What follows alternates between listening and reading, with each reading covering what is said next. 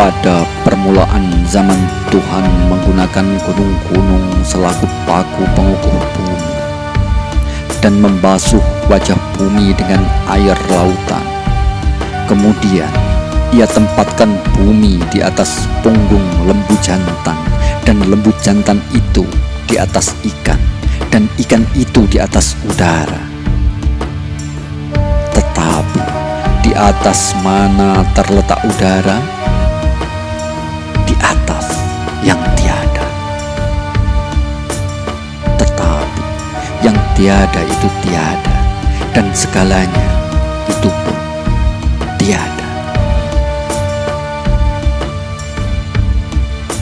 Kalau demikian, kagumilah buah karya Tuhan, meskipun Ia sendiri memandang segalanya itu sebagai tiada, dan mengingat bahwa hanya hakikatnya sendirilah yang ada, maka pastilah tiada suatu pun selain Dia. Arasy-Nya di atas perairan, dan dunia ini di udara. Tetapi tinggalkanlah perairan dan udara itu, karena segalanya Tuhan. Arasy dan dunia itu hanya azimat. Tuhan adalah segalanya, dan benda-benda hanya punya nilai dalam sebutan saja. Dunia yang terlihat dan tak terlihat hanya Dia sendiri jua.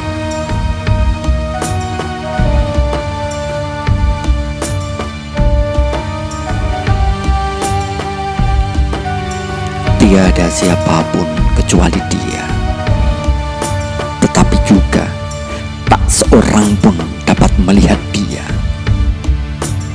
Mata itu buta, meskipun dunia diterangi dengan matahari cemerlang. Andaikan kau dapat melihat Dia sekejap saja pun, kau akan kehilangan akal. Dan bila kau dapat melihat Dia sepenuhnya, kau akan kehilangan dirimu sendiri.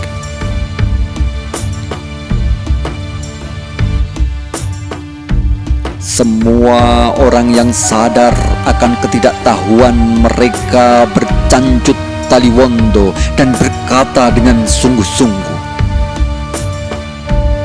"Oh, kau yang tak tampak, meskipun kau membuat kami kenal padamu. Setiap orang ialah kau, dan tiada yang lain kecuali Engkau yang dinyatakan. Jiwa tersembunyi dalam raga, dan Engkau tersembunyi dalam jiwa. Oh, Engkau yang tersembunyi dalam apa yang tersembunyi, Engkau lebih dari segalanya. Semua mengetahui diri mereka ada dalam dirimu, dan mereka pun mengetahui dirimu dalam segalanya. Karena rumahmu dikelilingi para pengawal dan penjaga, bagaimana dapat kami mendekat ke hadirat-Mu?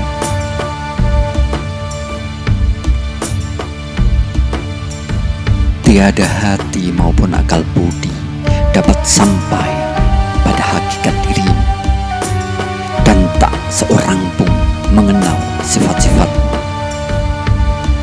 Karena Engkau kekal dan sempurna, maka Engkau senantiasa mempermalukan si bijak. Apalagi yang dapat kami katakan, karena Engkau tak terlukiskan. Oh, hatiku, bila kau ingin sampai pada ambang pengertian, berjalanlah hati-hati. Bagi setiap zarah ada pintu tersendiri, dan bagi setiap zarah ada jalan tersendiri yang menuju ke wujud penuh rahasia yang kusebutkan itu. Untuk mengenal diri sendiri, orang harus menghayati 100 kehidupan. Tetapi engkau harus mengenal Tuhan dari Dia sendiri dan bukan dari dirimu. Dialah yang membukakan jalan menuju padanya, bukan pada pengetahuan manusia. Pengetahuan tentang Dia tak tersedia di pintu orang-orang yang pandai menyusun kata. Pengetahuan dan kebodohan di sini sama, karena keduanya tak dapat menjelaskan maupun melukiskan.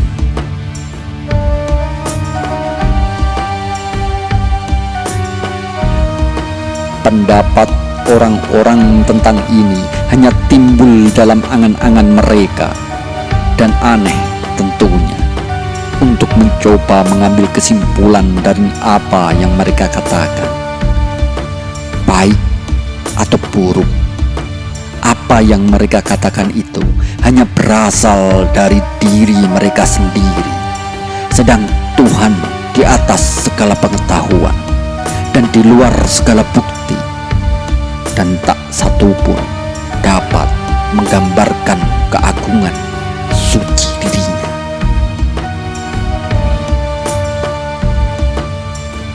Oh, engkau yang menghargai kebenaran, janganlah mencari kias adanya wujud yang tak terbandingkan ini. Tak memungkinkan kias, karena tiada para nabi maupun para utusan dari langit memahami sejarah terkecil pun. Mereka semua bersujud sambil berkata, "Kamu tak mengenal Tuhan sebagaimana keadaan Tuhan yang sebenarnya." Kalau demikian, apalah artinya aku ini yang beranggapan bahwa aku mengenal Dia? Oh, keturunan bodoh manusia pertama, khalifah Tuhan di bumi. Berusahalah untuk ikut memiliki pengetahuan rohani Bapa. Segala makhluk yang diciptakan Tuhan dari yang tiada bersujud di hadapannya.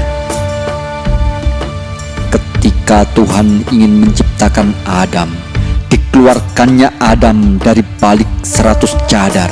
Lalu katanya pada Adam, "Oh Adam, sekalian makhluk bersembah sujud padaku. Kini tiba saatnya bagimu menerima sembah sujud mereka." Yang satu itu, yang tak mau melakukan sembah sujud ini pun diubah dari malaikat menjadi setan. Ia dikutuk dan tak memiliki pengetahuan rahasia itu. Wajahnya jadi hitam, lalu sembahnya pada Tuhan. Oh, Tuhan yang memiliki kebebasan mutlak, jangan tinggalkan hamba. Yang Maha Tinggi menjawab, "Engkau yang terkutuk, ketahuilah bahwa Adam hambaku dan aku raja alam ini. Hari ini pergilah ke hadapannya, dan esok bakarlah ispan untuknya."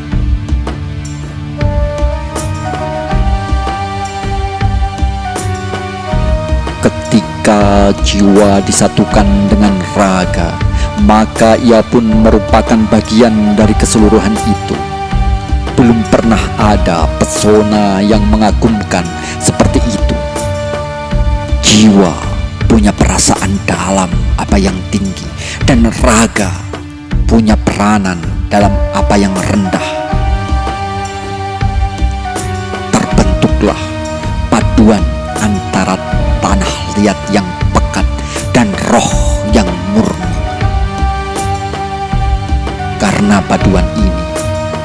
maka insan pun menjadi yang paling mengagumkan dari segala rahasia.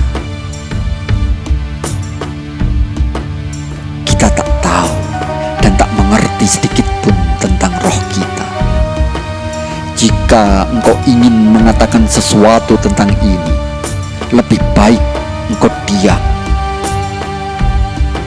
Banyak yang tahu akan permukaan lautan ini, tetapi mereka tak mengerti sedikit pun akan dasarnya yang terdalam.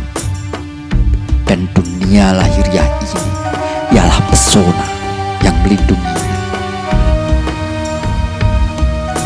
Tetapi pesona yang berupa rintangan-rintangan jasmani ini akhirnya akan rusak, dan akan engkau temukan harta itu bila pesona itu lenyap.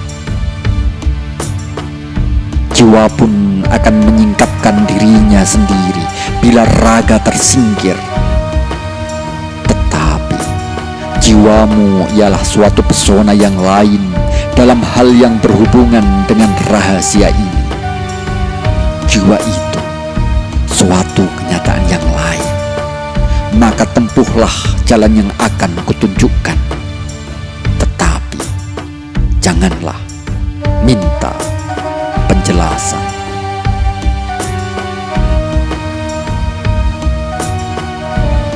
Di lautan maharaya ini, dunia ialah sebuah zarah, dan zarah itu sebuah dunia.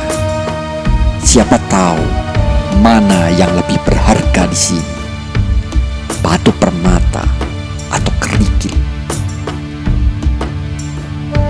Kita telah mempertaruhkan hidup kita, akal budi kita, jiwa kita, agama kita untuk memahami kesempurnaan sebuah zarah. Jahitlah bibirmu dan jangan bertanya apa-apa tentang langit tertinggi atau arsy Tuhan. Tak seorang pun yang sungguh-sungguh tahu akan hakikat zarah itu. Tanyakan pada siapa saja sesukamu. Langit bagai kubah terbalik, tanpa ketetapan yang pasti, bergerak dan sekaligus juga tak bergerak. Orang tenggelam dalam renungan tentang rahasia yang demikian, yang bagai cadar berlapis cadar. Orang pun serupa gambar yang terlukis di dinding. Ia hanya bisa merasa kecewa melihat hasratnya yang tak sampai. Pikirkan mereka yang menempuh jalan ruhani. Lihat apa yang terjadi pada Adam. Ingat berapa tahun yang ia lewatkan dalam berduka. Renungkan air bah di masa Nuh dan sekalian kepala suku itu yang menderita dalam cengkeraman orang-orang yang jahat.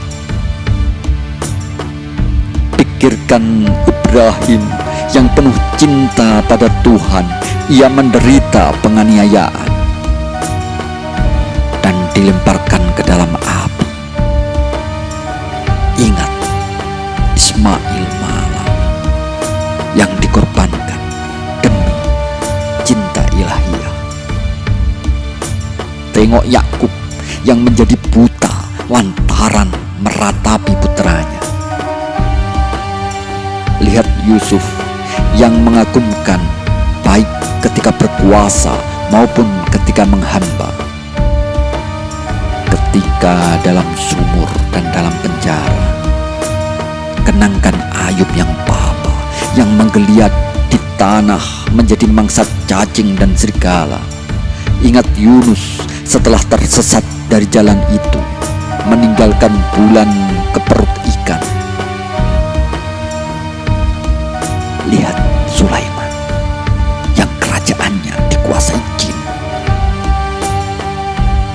Ingat Zakaria, begitu menyala-nyala cintanya pada kepada Tuhan, sehingga ia tetap diam ketika orang-orang membunuhnya.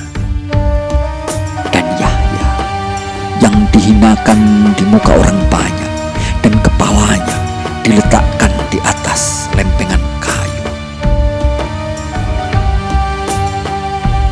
Tegak berdirilah di hadapan Isa ketika ia menyelamatkan dirinya dari tangan-tangan orang Yahudi. Dan akhirnya renungkanlah segala yang diderita oleh pemimpin sekalian nabi itu, berupa penghinaan dan penganiayaan dari orang-orang yang jahat.